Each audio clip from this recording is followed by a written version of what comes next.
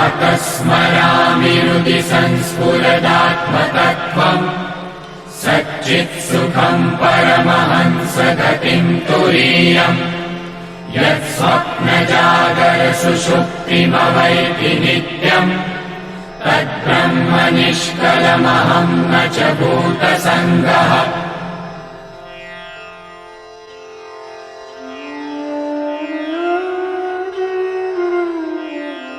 घराग्रे वसते लक्ष्मीः करमूले सरस्वती करमध्ये तु गोविन्दः प्रभाते करदर्शनम्।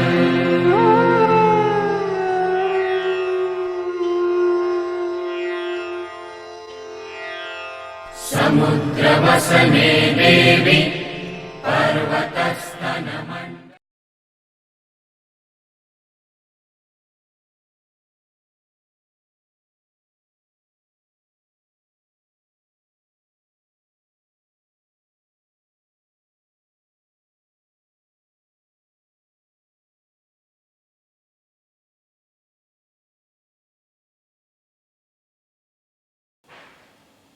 Namaste friends and viewers, this is Pradeep Kumar and I welcome you for this orientation of diet and nutrition course, Ayurveda diet and nutrition course, and it's my pleasure here to give you information about this course and who should be joining this and what this course is all about.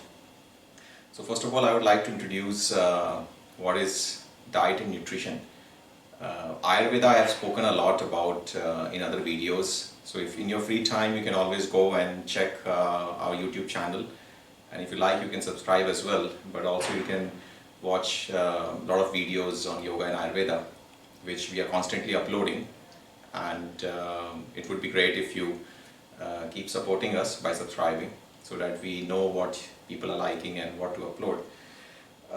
Diet and nutrition is everything. I feel it's the most fundamental to our existence, and in Ayurveda we say that we are what we eat.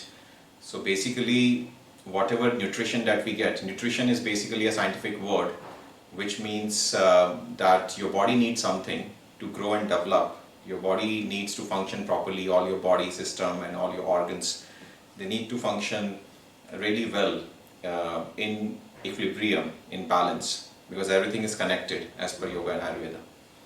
So there are certain foods that are conducive for our health and our existence, and there are certain food which we are not designed to eat. But due to ignorance and due to misinformation and food fads which I called, people have started eating all sort of things which definitely are not helping them, and they are not nutritious. It's connected a lot with their mind and the state of the mind, and also what's prevailing in the society. But this course is an attempt to guide people to understand what is meant for them to eat, which keeps them healthy, happy and harmonious, and also they become efficient and effective in their work and in their life. So I was talking about nutrition because diet would be decided if your nutrition concepts are right. So if we don't understand what is nutrition, then of course our diet cannot be right. And this course is about giving an Ayurvedic perspective, because diet and nutrition is not nothing new for us. We have been carrying this knowledge from generations in our own cultures, and also new things are coming up because we are having a cultural exchange when we are meeting people from different cultures and we are experimenting and trying with different foods. But in this course, or in this particular Ayurvedic course, the effort is actually how to use food as a medicine so that you don't have to take medicine. Nutrition is a holistic concept in Ayurveda. Nutrition is not something that you should eat something in excess and avoid or ignore other food which you basically need but you might not be knowing. So it is about awareness that what my body needs, and not just body. Why just body? Mind also, because food is connected to our consciousness, emotions, thought process, and how we feel in our body. You know, whether if you feel lethargic, you feel active, or you feel dull. So it's basically very central to our health and existence. So Ayurveda says, Ayur means lifespan and Veda means the science, Vedic science, which helps us to have a long healthy lifespan, because the purpose of the life has to be fulfilled. And I've already talked about the four pillars of our existence, which is calm, and arth, moksha and dharma. So all these four pillars have to be fulfilled. Everything cannot be fulfilled in one entire human life, but then we take different lives and different birth. So basically, purpose is whatever life we have got, wherever we are born, whatever is our existence in this life, we have to make the most of it, and it starts from our health. So if we are not healthy, then we cannot really fulfill these four pillars. We cannot work efficiently, we cannot deliver our roles and responsibilities, our dharma, and we cannot even go and work and earn money, which we need, livelihood basically. So how Ayurveda views nutrition? Ayurveda says that it should be balanced. So we know the concept of balanced diet, but it goes ahead and talks about that you are not supposed to eat everything, because your body is different. Your body is made up of 5 elements, but still it is different, because those 5 elements is not exactly in the same combination in every human being. So basically we need to understand our body, that what we need more and what is less and what is lacking, and accordingly we have to adjust our diet. We also have to adjust our diet based on different other factors, which I am going to cover in this small introduction orientation, and then I will go and give you the details about the courses, which you can always find on the website. But in case if this is not enough, then you can also email us and write us so that we can keep guiding you. So this nutrition is very central, is very holistic. So we have to eat everything that goes in our system, in our body, nourishes our mind, body, and purifies our body, not only giving us energy, but also purifies us and cleanses it. So now we have to go for detoxification, or we have to go for some panchkarma treatments or different treatments to cleanse our body, because it has been burdened by so many doshas and toxins. But Ayurveda says that your body is designed to detoxify, and if you eat as per your body, as per the Ayurvedic wisdom, yogic wisdom as well, then your body doesn't need a detoxification separately as a treatment or as regimen. It would happen on its own. So this wisdom is very important. And it also says that based on your constitution, so I cannot cover all the basics of Ayurveda here, but Ayurveda you have Vata, Pitta and Kapha and combination of doshas. So based on your constitution, what food you should be eating at what particular day of the time of the day and in what particular season. So it is quite detailed. So one thing that you eat in the morning might not be good for you to eat at night. One thing that you eat in summers might not be good for you to eat in winters. Vice versa, you know. So it is quite fascinating and amazing that how Ayurveda is so detailed but also so specific to a particular individual, that it allows the person to stick to that diet and help to give all the nutrition, but also to eat for becoming healthy. So this is quite new age concept, because probably 20 years back people didn't have awareness. All they knew that just eat whatever is coming from the supermarket or whatever your mom is cooking. Your family has been having this knowledge. It runs from the family, it runs from the culture and societies. But then people started understanding that the food that we have been eating might not be so good, though we get used to it. So this is a science, this is a holistic nutrition science, which allows us to understand that food is not just for giving us energy and making us to sustain and keep going, but it is also acting as a medicine if we eat it in a prescribed way, which is quite detailed, and that is definitely the part of this course where you understand everything in detail and I'm going to walk you through a little bit in this course, and then you keep asking me if anything you want to know. And after nutrition, I want to come on diet. Of course, based on your nutrition awareness, you would choose your diet, and diet would not be fixed, diet would change, because as I said that what you eat in the morning you might not would like to eat at night as per Ayurveda, and also what you eat in winters you might not eat in summers. So basically food would change, because food is basically a complete herb. I would call it a herb. I would call food is a herb, because whatever goes in your body acts on your tissues, your cells, and your consciousness, and your thought process, and your mood, your emotions, everything. So I would call that we have to choose our food very wisely, and that's why we have to choose our diet very wisely.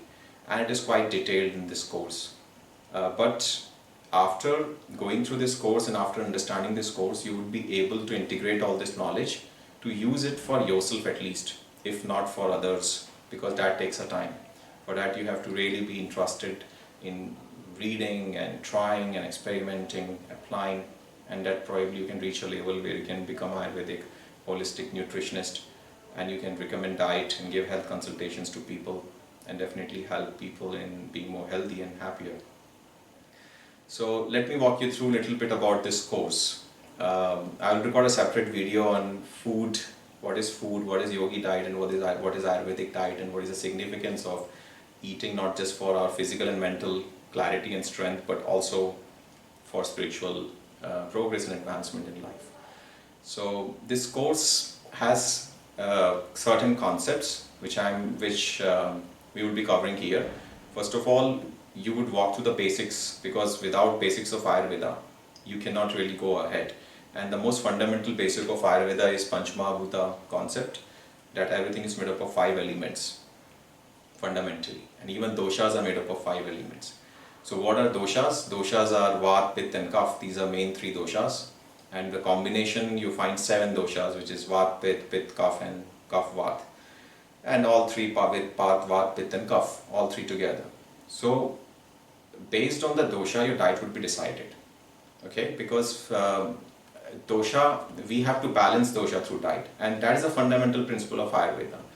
Whether you take a medicine, whether you take a food, whether you drink a water, how much you sleep, how much physical work you do, how much mental work you do, what kind of clothes you wear, based on what kind of environment or weather outside, everything has to be designed, everything has to be created so that your doshas can be in balance. If your dosha is not in balance, then it would vitiate tissues, which is dhatus. There are 7 dhatus in Ayurveda, and if those tissues are vitiated, then they will produce toxins. Those toxins will accumulate because they would not go out of the system, and they will block the channels. Channels are blocked, the vital fluids like blood and if let's say in the lungs, the air and oxygen, it would not flow. When they would not flow, the tissues would be deprived of the nutrition which they need. Like every cell needs all the nutrition passes to the tissues or cells through the blood. So when those channels would be blocked, the cells and tissues would be deprived, and those particular organs and systems would be affected, and that's how we call the disorder or diseases. In different individuals, different things would happen, because different bodies have different tendencies, different sort of tissues or organ systems which are blocked. So here it is very important to understand that one food cannot be for everyone. But our awareness, our knowledge about the food is very flawed, because basically we pick food from advertisements and from magazines or from books, like let's say almonds, right? Almonds are superfood, like milk is a superfood. When I grew up in India, milk was the only option, in vegetarian family. Milk is a source of protein, so keep drinking milk. It actually rather made me sick, because I have a cough aggravated person. And being a cough aggravated person, when I kept drinking milk, I was having a cough, cold, allergy and complications, extremely bad actually. And my mom could not figure it out somehow, that even if she figured it out, she didn't have anything else to feed me with, because milk was like, couldn't be replaced. It was cheap and nutritious, but it really didn't work for me. But it worked for my sister. because she was not cough aggravated. So basically, if you eat food based on the knowledge that what kind of vitamin, minerals, protein, which is okay, I'm not against it, but it is very important that you would be able to get the most of the benefits of that food, let's say almonds or milk, if you can digest it in the first place. Because if you cannot digest it, then it's going to be working as a toxin or a poison in your system, and it would be sticking in your system somewhere and blocking the channels, which is helping in producing a metabolic waste as per Ayurveda, which is ama. Okay, and ama is the root cause of all the diseases, big or small. So my first argument is that be interested in superfoods, be interested in health supplements, be interested in which is a better option, organic or normal food, whatever. But if you are giving something to your body who is not really helping to balance your dosha, who is not really balancing the temperature of your body in which your metabolism works. Your metabolism works at a particular temperature. Even a human body has a temperature, a fixed temperature at which it functions. So what makes you believe that you can eat anything? Because every body is different.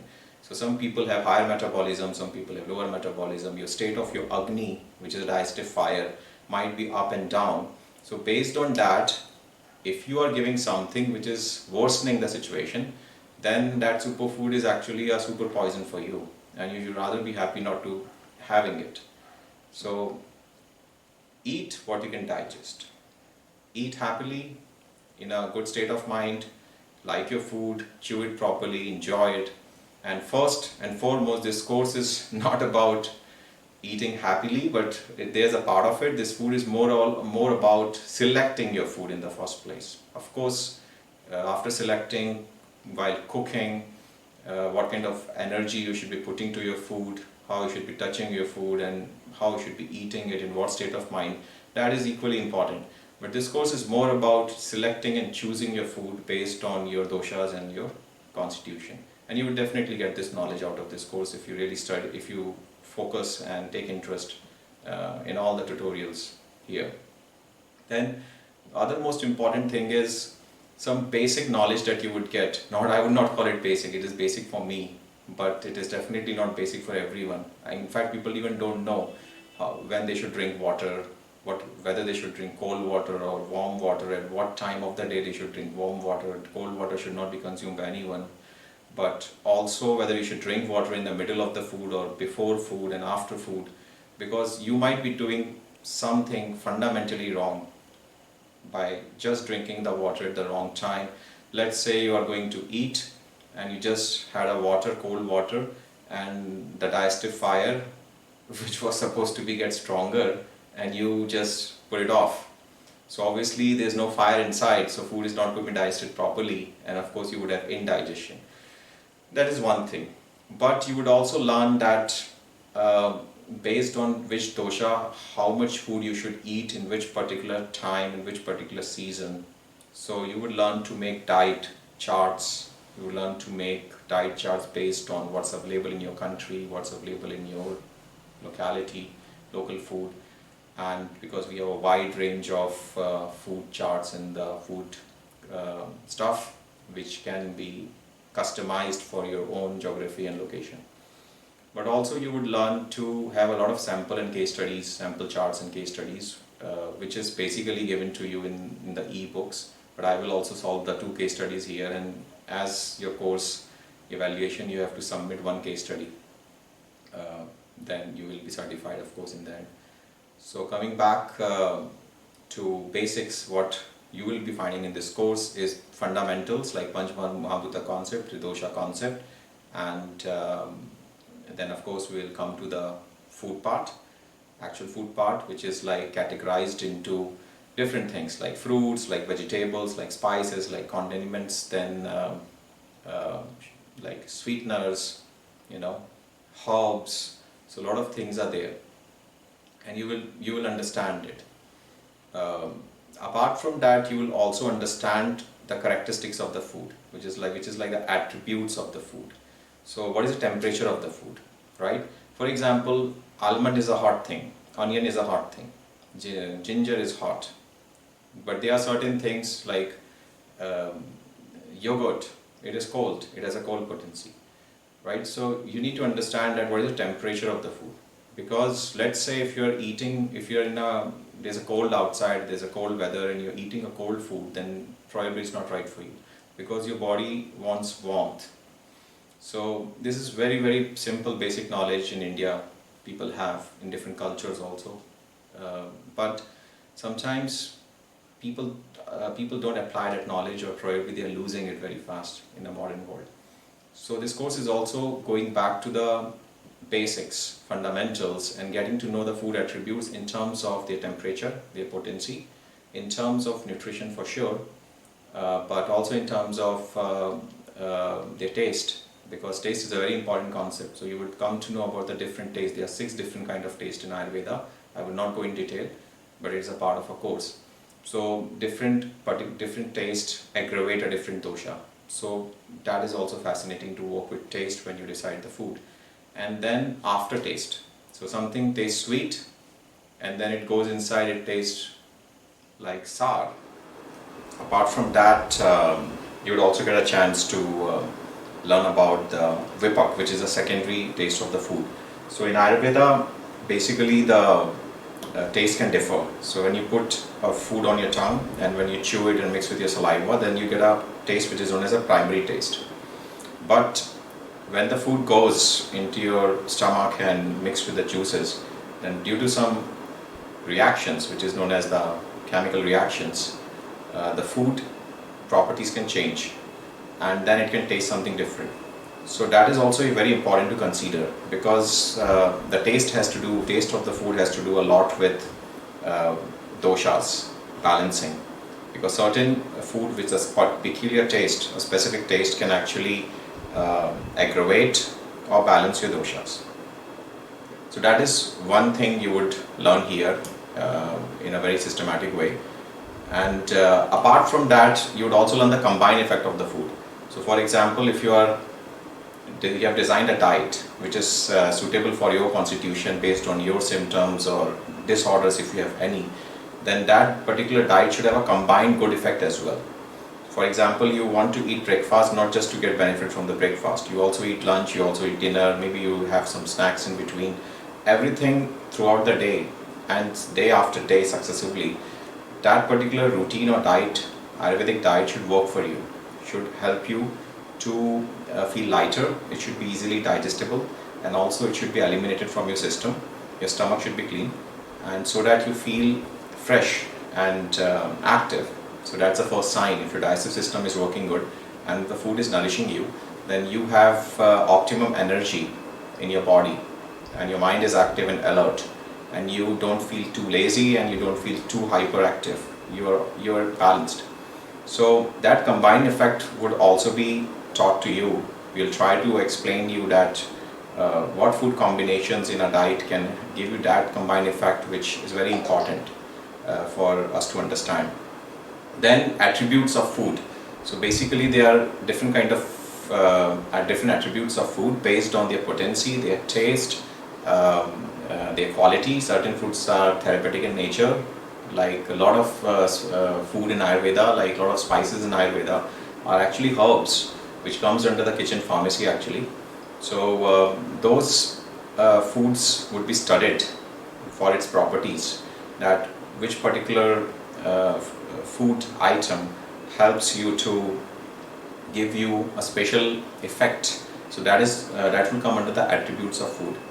Then apart from that, you would design the diets based on the doshas, of course. So for example, if somebody is pitta aggravated and with the related symptoms, mental, physical, apparent symptoms or invisible symptoms.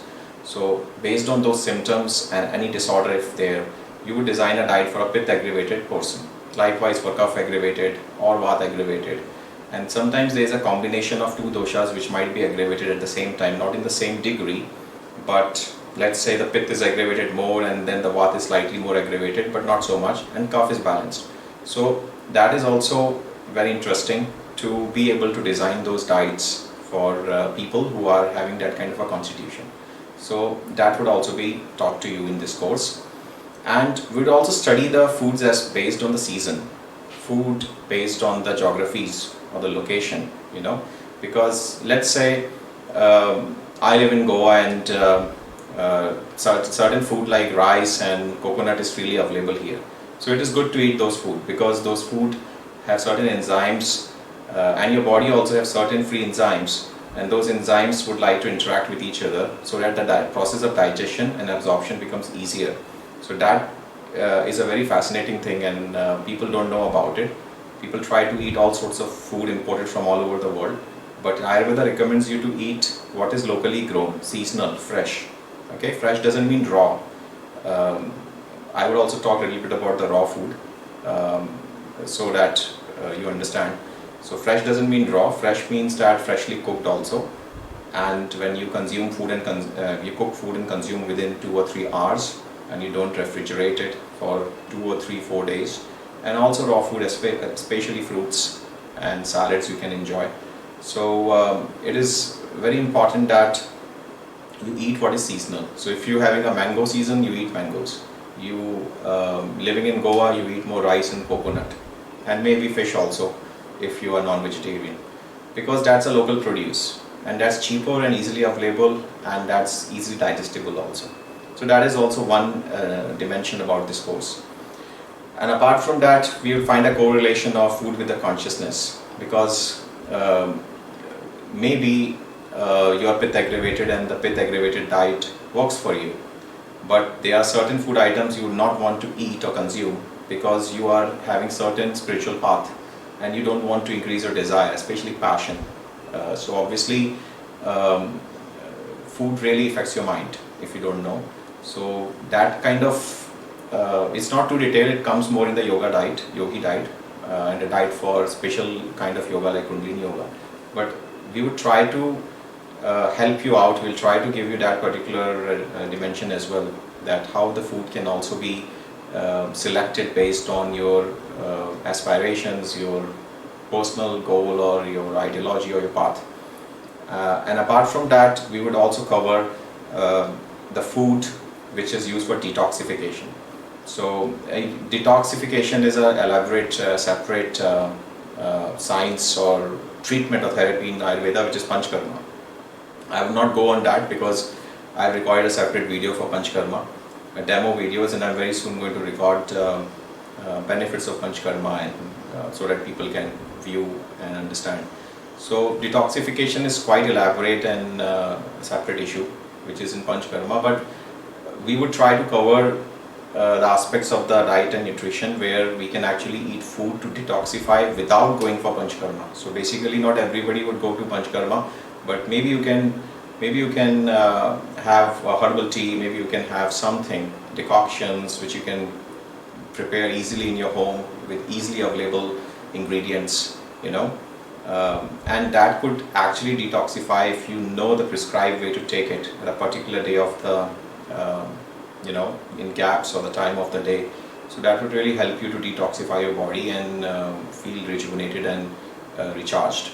So and in the end we would also introduce certain spices. I mean it's an online course, but I'll show the pictures and a close-up of those spices, and also post pics actually. So you're going to recognize those spices, and you would have already learned how to use them. Once again, we are not going to go detail in the kitchen pharmacy, and don't confuse it with the Ayurveda pharmacology course or herbalism, because that's a separate course and we cannot go too much in detail. We will be dealing with some home-based spices like turmeric, ginger, or black pepper, and people don't recognize the importance of consuming these spices in a specific prescribed way, in a form which can work as a detoxification and detoxifying food. So we are going to guide you over there. Of course, this was like my attempt to run you through with the entire course, but maybe it's not enough. So I would advise you, if you really are more curious and something I missed, then you can always send us an email, and I would try my best, and my team would try their best to send you more relevant information pertaining to your personal doubts and queries. And the most important, as I always do speak about that in every orientation, that this course would be delivered through a pre-recorded videos, and the first would be orientation session, which is optional. You can go for a live orientation with me, and if you don't have scheduling issue, you're traveling, then we can also send you the recorded version of the orientation. And all the videos would be pre-recorded videos, and 1 or 2 sessions would be live sessions during the entire course, but you will be intimidated about it. And there would also be we'll also post a doubt clearing session. So this is an interactive course. It's not like you are buying a course where like a product and people send you everything in one go like a package, and then you're sorted and you're not able to contact them again. So you will be in touch with me. I'm the main faculty here, so I'll be teaching you Ayurveda, diet and nutrition through my recorded tutorials. So you would have a chance to post your queries and doubts on email, and I would collect and gather those doubts, and if those doubts are pretty similar and it's pretty same, and then I would address it in one recorded video, and I would also post a recorded video in between wherever it's deemed fit for me to do. Probably we do it after the middle of the course when people have enough doubts actually. So that is one feature which makes our course peculiar and separate from other online courses, because most of the courses, they send you correspondence material and books to study, and then there's no live interaction with the teachers and there's no connection, and of course people would have doubt and queries and there's no way you can contact those teachers. So obviously the whole and sole purpose of learning is being defeated here, because you can buy books anyways from the market and online stores, but that doesn't actually educate you. So that is a striking feature of our online courses, and this is what we are looking forward to, improving our courses for interactive communication and engagement. There would be an evaluation and exam in the end, as it has to be, and we want to make it sure that you are following the course. And also it is very important, because if you want to proceed to the next course, then you should have your foundation of the previous course, and concepts should be clear. And if your concepts are not clear, then probably you will not be able to understand the next course which you might have enrolled, or you might be planning to enroll separately later on.